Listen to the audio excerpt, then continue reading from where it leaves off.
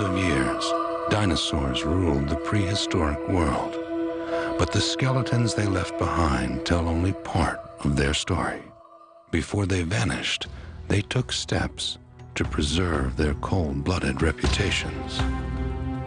Now, a trail of fossilized footprints unleashes the horror of predator and prey caught in their eternal dance of death.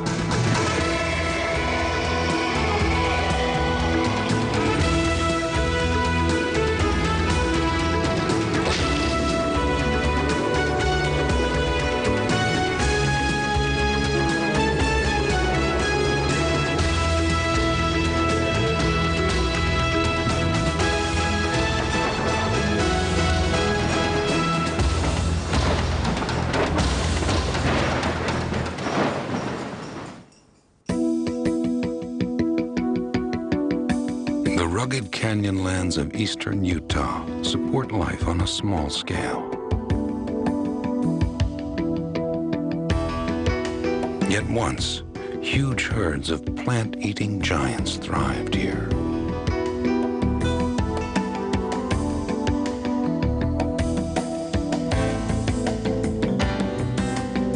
For one fleeting moment, 150 million years ago, a creature passed this way and left a footprint in the sand. Here, frozen in time, is a rare glimpse into the life of a dinosaur. In the Jurassic era, Utah was covered by a vast inland sea.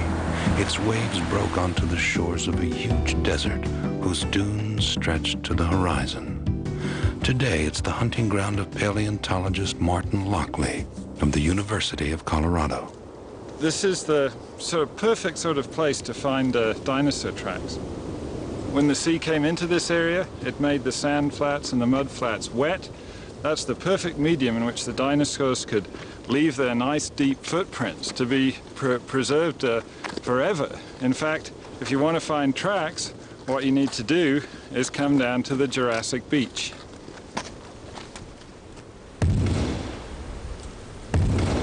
Lockley has spent 10 years following in the footsteps of the dinosaurs.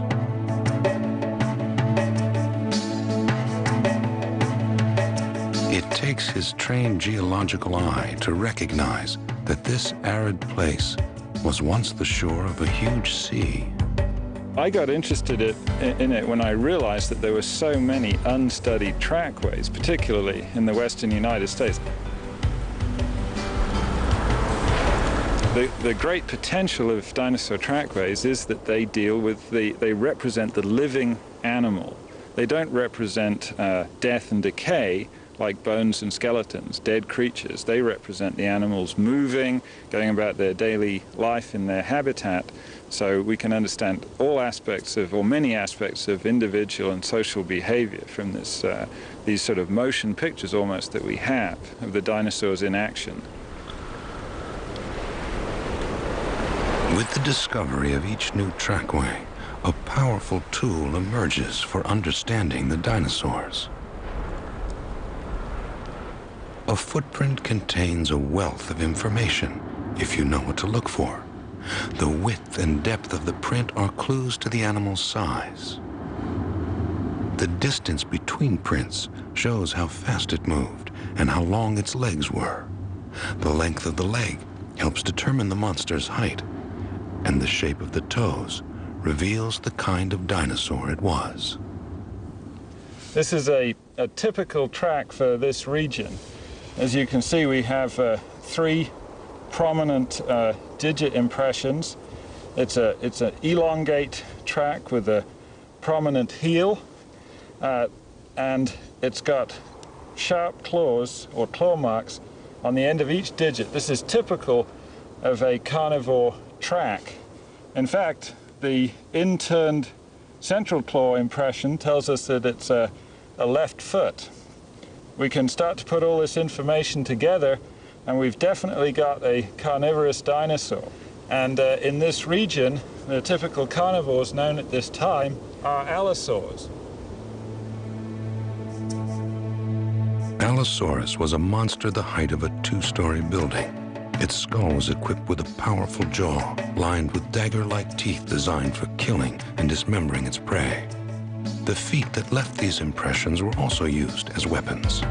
3 viciously curved claws could hold down the victim and tear its flesh. Lockley has unearthed the footprints of 3 main types of dinosaurs. Carnivores like Allosaurus had 3 sharp claws. Plant-eating ornithopods like Iguanodon had 3 more rounded toes.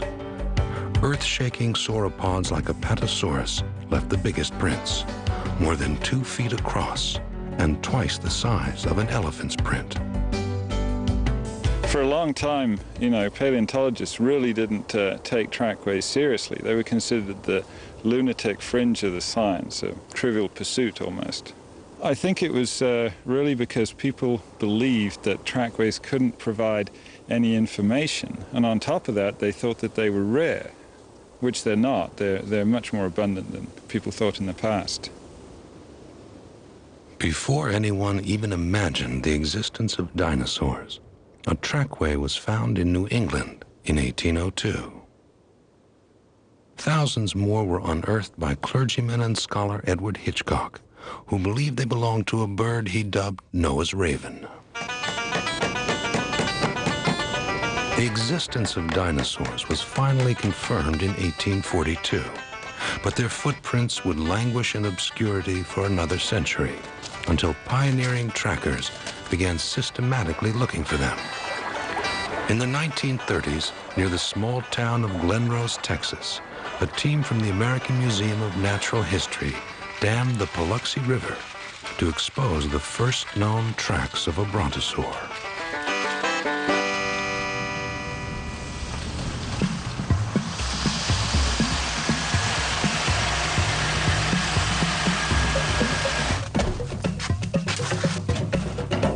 Today, dinosaur tracks are no longer considered isolated curiosities.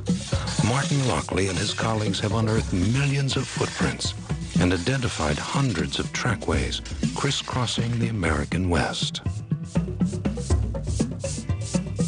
At Cactus Park in western Colorado, they've found a typical set of tracks exposed in a stream bed.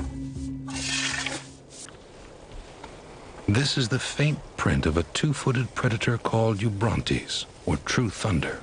It passed this way almost 200 million years ago, leaving a random scattering of prints.